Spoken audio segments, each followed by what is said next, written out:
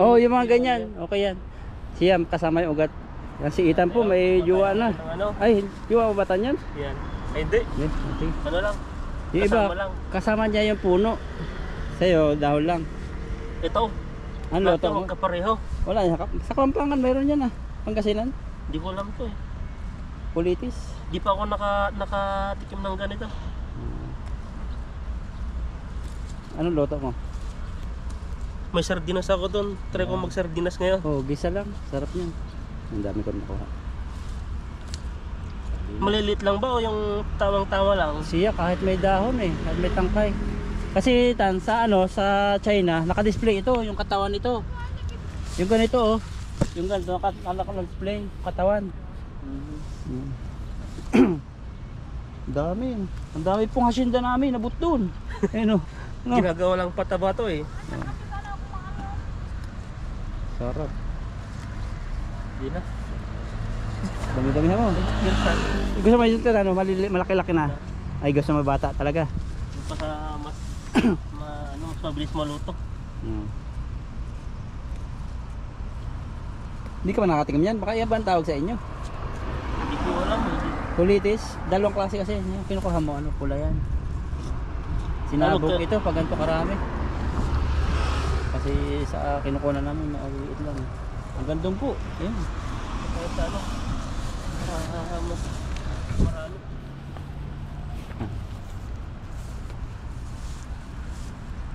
Madami sa akin kasi nakupis to eh pag naano ng bawang. Sana all may jowa. Makipagkilala tayo tan? Na? Baka may kapatid. Tanungin mo. Kaya kita, sige mamaya. Sige nga, tanungin mo. May butas din. Ayan mo, tanggalin mo lang yun. Walang fertilizer. Ayun, marami dun.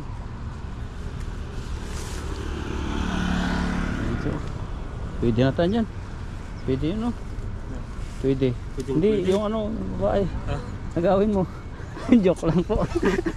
Nagawin mo yung kulitis. Ang kasama nila kasi ugat pagkuha.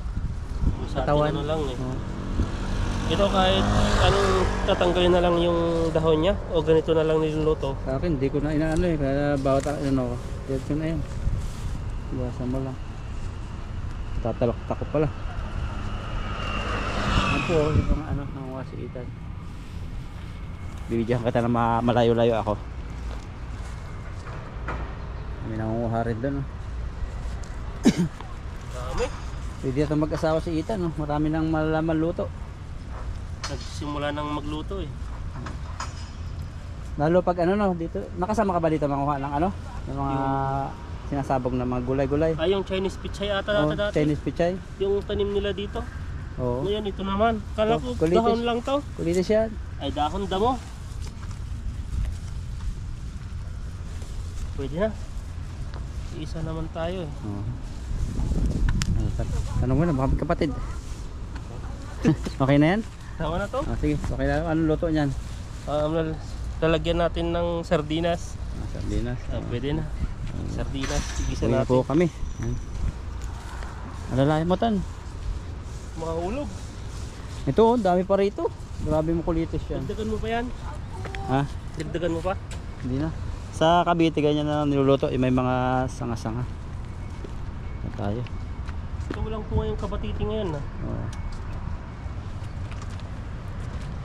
Mag-uulam tayo ngayon ng kulitis na kinuha namin ni Bro Alvin kanina. Gawain na natin yung sibuyas. Hindi tayo kasi bumibili ng malalaking sibuyas kasi mabilis lang mabulok yung malalaking sibuyas, kaya yung maliliit na yung binibili natin. Ayan ito siya. First time natin mag-ulam ng kulitis. Hiwain natin yung sibuyas at saka yung bawang. Ito yung bawang naman, dinidikdik ko lang to eh. Mabilisan. Ayan. Iyak na yata ako eh. Nakakayak tong sibuyas.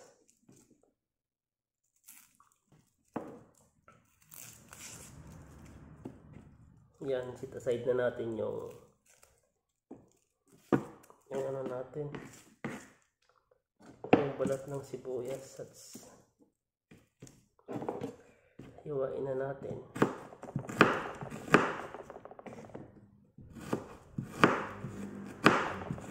Kakaiyak.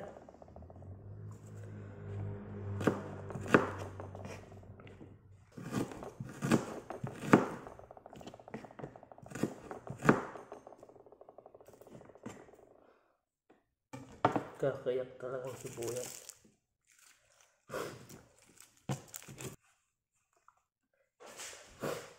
Igisa natin yung kulitis.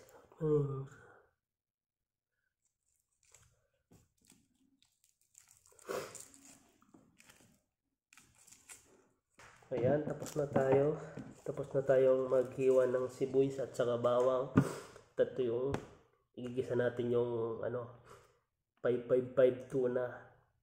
Ano kaya magiging lasa ng lulutuin natin ngayon? Isunod natin yung 555 tuna hot spicy. Yan na.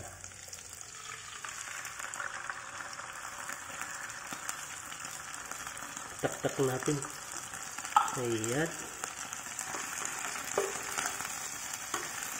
Mga talsik-talsik na. Ano kaya yung magiging lasa nito? Tuna na may kulitis. Pakuluin muna natin konti bago natin ilagay yung kulitis. Lagyan ng paminta. At saka magic sarap.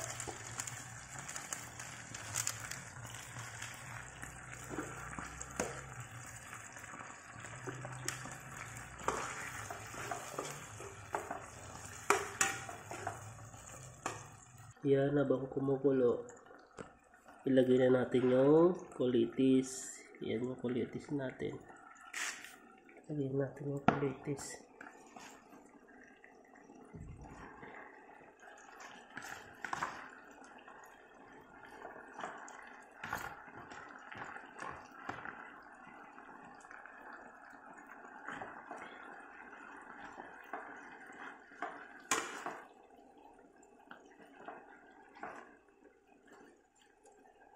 Lakasan natin konti yung apoy para mabilis siyang maluto.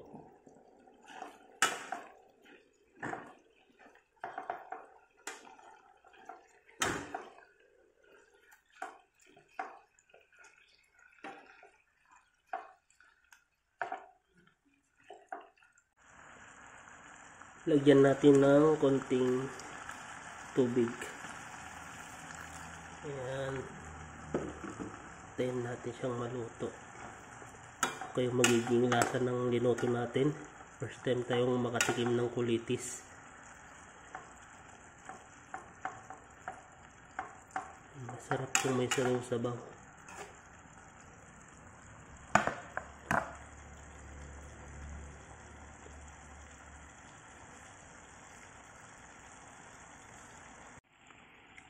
At nakalagyan natin ng asin para lumasa. Ayan. Masyado baka maging maalat. Hindi natin makakain. Yung sakto lang. Sakto. Yung pang lasa natin. Kasi tayo naman yung kakain. Ayan. Malapit na maluto yung kulitis na may tuna.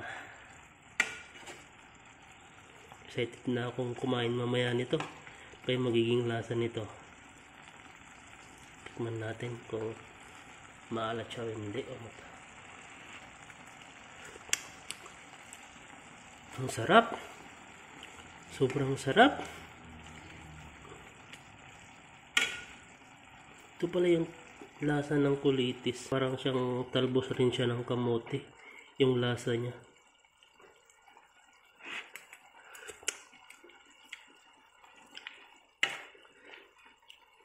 Ayan.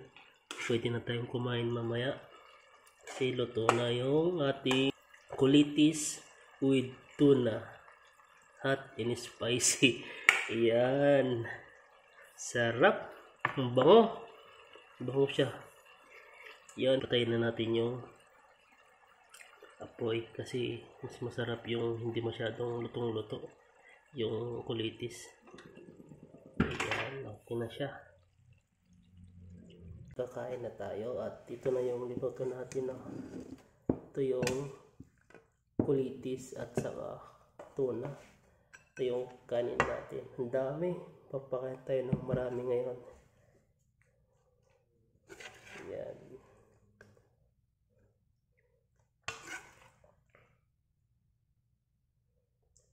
Kain po tayo at ito po yung unang subo para sa inyo. Sarap. Sarap siya. Sarap pala ng luto ko. Tawang-tawa ako sa luto ko. Ang sarap talaga.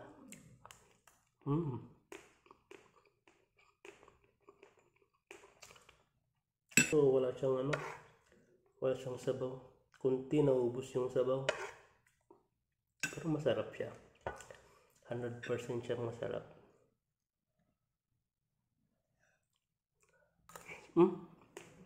Kain po tayo. Masyadong maanghang. Okay na. Try nyo po magluto ng kulitis na may tuna. Masarap. Masarap talaga siya.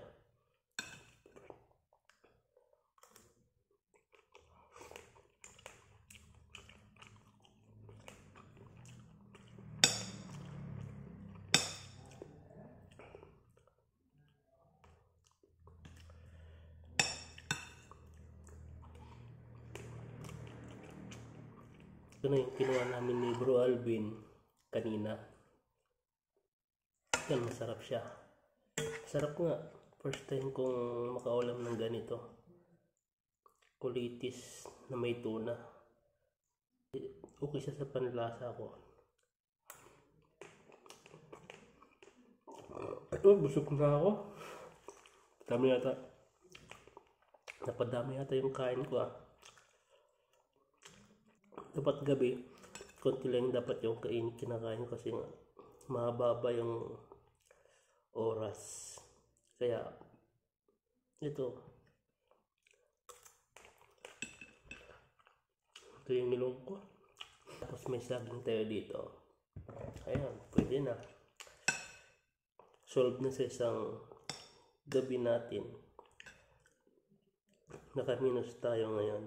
Hindi tayo bumili sa grocery kasi sa grocery nakagastos tayo ng around $200 to $380. Ngayon gusto ang lang natin, sumulang tayo doon ng mauulam. Tapos may binili tayo sa grocery doon sa Pinoy Store. Ayun, yung tuna yan. Kaya nakakatipid tayo ngayong araw. Ngayong gabi pala. Salamat sa panonood at sa suporta.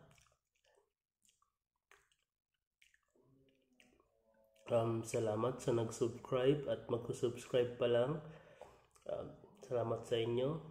Bye-bye.